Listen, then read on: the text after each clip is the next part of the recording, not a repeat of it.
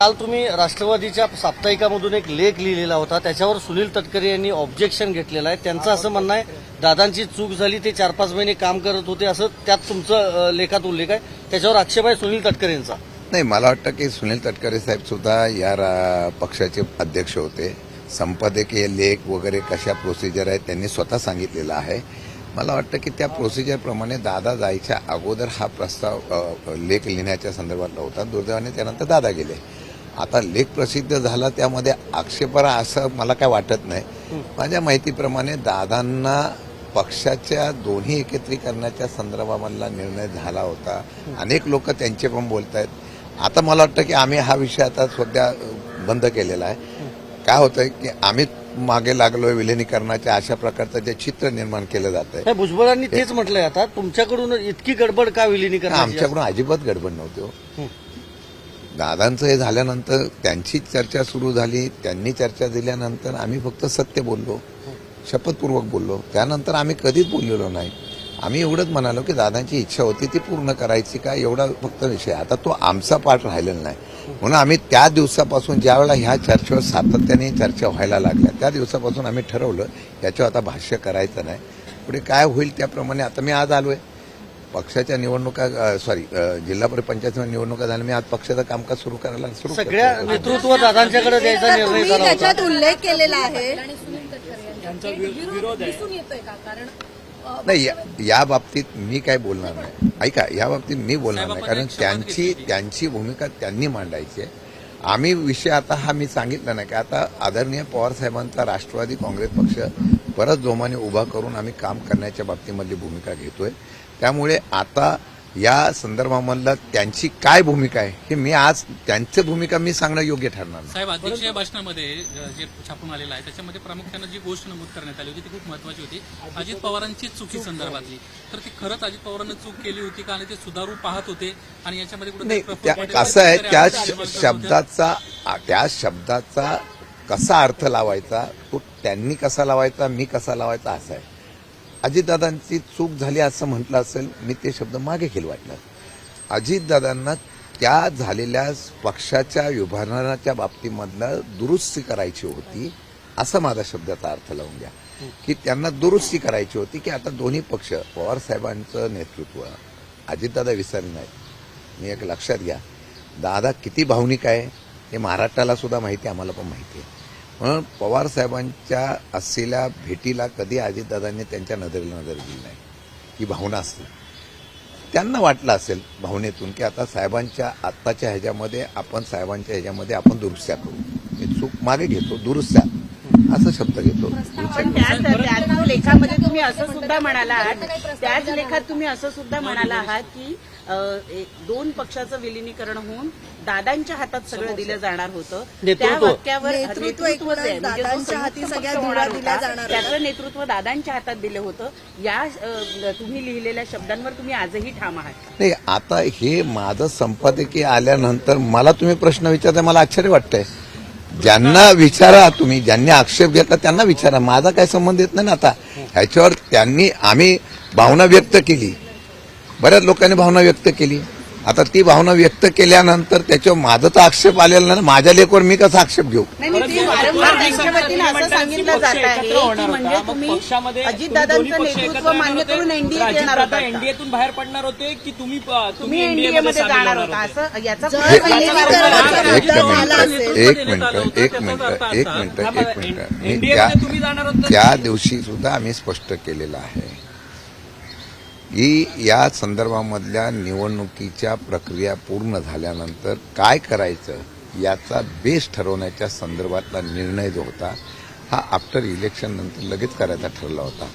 ते सूत्र काय, हे सूत्र सांगण्याच्या संदर्भातली भूमिका त्या वेळेला जी चर्चा होणार त्यावेळेला होणार होती. आता त्यांच्या मनातलं काय, माझ्या मनातलं काय, हे आता गेल्यानंतर काय सांगायचं. आता हे कोणी विचारायला पाहिजे, एनडीएशी चर्चा करायची ते आम्ही करायची का, ते त्यांनी करायला पाहिजे होते. आता मला सातत्यानं विचारलं जातं, मग एनडीए बरोबर ते आम्ही या पक्षामध्ये एनडीए बरोबर राहिलेलो आहे, एनडीएवर राहिलेलो आहे. मग एनडीए बरोबर राहिलं का नाही, त्यांच्यावर आघाडी करायची का नाही करायची, आता त्या पार्टीचा, त्या पक्षाचा आता अधिकार राहिलेला आहे, सुनेत्रा वहिनींचा अधिकार राहिलेला आहे. त्यांनी ठरवावं. मग त्यांच्याकडून प्रस्ताव आल्यानंतर तो कसा करायचा, तो स्वीकारायचा नाही स्वीकारायचा, कसं करायचा, हा चर्चा आता आम्ही वरिष्ठ पातळीवर करू. कारण आता जो चर्चा करणाराच नेता नाही आमचा किंवा पक्षाचा त्यांचा प्रमुख राहिलेला नाही, त्यामुळे त्याच्यावर आता आम्ही काय जर तरच्या विषय करणं योग्य वाटत नाही. 12 तारीख ही ठरली होती ना, 12 तारीख ठरली दादा, होती. तुम्ही एकत्र येणार होता. आता अक्षय, सुनेत्रा बाकी वहिनींच्या सोबत जर तुम्ही एकत्र येणार असाल तर सुनेत्रा वहिनींना तुम्ही सगळी सूत्र देणार का राष्ट्रीय अध्यक्ष? हे आता मी याच्यावर काही कमेंट्स करणार नाही. No comments. सर, आता याच्यावर आम्हाला एकत्रीकरणाच्या संदर्भामधला कुठल्याही प्रकारचं भाष्य पण करायचं नाही. जे दोन्ही पक्षातले जे कार्यकर्ते आहेत ते संभ्रमात आहेत. ज्यावेळी घड्याळ चिन्हावरती निवडणुका लढल्या आणि तुमच्याच पक्षातले जे तुमच्या उमेदवार पक्षासोबत होते ते जे निवडून निष्ठावंत राहिले आले, होते त्यांचं त्या काय निष्ठावंतांची आता? आता अडचण झाली आहे. ना घर का ना गाडी. काय अडचण होत नाही. असं आहे. कारण त्यांना घड्याळ हातात घेतलं. काय- आता ऑफिशियली ते तिकडे गेलेले आहे. काही अडचण होत नाही. मन जिथं असं, हृदय जिथं असं, तो माणूस कुठेही गेला तरी तो तिथंच असतो. माझ्या माहितीवर तांत्रिक अडचणी असल्या तरी पक्षाचे पदाधिकारी, पक्षाचे कार्यकर्ते त्या पद्धतीने काम करत राहतील. भविष्य काळामध्ये सुद्धा पक्ष चांगल्या प्रकारे उभा करी मला पाहायला मिळेल. स्थानिक पवार स्वराज्य साहेबांची- संस्थांच्या नाही, नाही, पवार साहेबांची राज्यसभेची- त्यांचा व्हीप जो आहे सर त्याचे सोडून आहे पुरी. आम्ही चर्चा करू. तर तुम्ही त्यांना प्रस्ताव देणार आहात का किंवा तसं- आता या विषयावर कुठल्याही प्रकारची चर्चा माझ्याकडून होणार नाही. सर, नो एक- कमेंट. सर, वेगळा विषय- एक मिनिट, मी स्पष्ट सांगतो, विलिनीकरणाच्या बाबतीमध्ये आमच्या पक्षाकडून आता कुठल्याही प्रकारचा नो कमेंट. वेगळा प्रश्न. पवार साहेबांची राज्यसभेची मुदत संपते. आता महाविकास आघाडी म्हणून जर एकत्र लढलं तर एक खासदारकी होऊ शकते. संजय राऊत असं म्हणतायत की पवार साहेबांनी असं म्हटलंय की इच्छा व्यक्त केली होती पवार साहेबांनी, असं संजय राऊतांचं म्हणणं आहे. काँग्रेस आणि शिवसेनेनं पाठिंबा द्यावा यासाठी काय तुमची असणार आहे पाऊल आणि तुमची भूमिका काय आहे पवार साहेबांची? या बाबतीमध्ये आता आमची कशा प्रकारची त्याची चर्चा झालेली नाही. भविष्य काळामध्ये ज्यावेळेला अशा प्रकारच्या वेळ येईल त्यावेळेला आम्ही सविस्तरपणे महाविकास आघाडी वाटलं चर्चा करू. रोहित दादांनी ज्या VSR कंपनीवर आरोप लावले होते त्याच VSR कंपनीच्या विमान पद्धतीची माहिती एक पुढे येते. नाही, त्यांनी रोहित पवारांनी सांगितलेलं जे आहे त्याची चौकशी करावी आहे त्यांनी मागणी केली. आरोप केले म्हणजे काय, त्यांनी शंका व्यक्त केली. रोहित पवारांनी शंका केलेली ती अपडेट अगदी तंतोतंत आहे. त्याची चौकशीमधून अहवाल पुढे यावा एवढी त्यांची प्रामाणिक इच्छा आहे.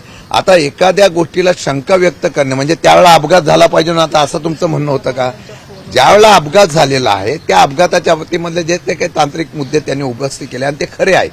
त्याच्यामध्ये मुख्यमंत्र्यापासून सगळ्यांनी सांगितलेलं आहे की चौकशी अहवाल पुढे येऊन द्या. आमचं म्हणणं आहे की त्याचे जे मुद्दे आहेत त्या मुद्द्यावर त्यांनी जी अपेक्षा व्यक्त केली, कोणाकडून चौकशी करावी त्याच्याबद्दल चौकशी करावी.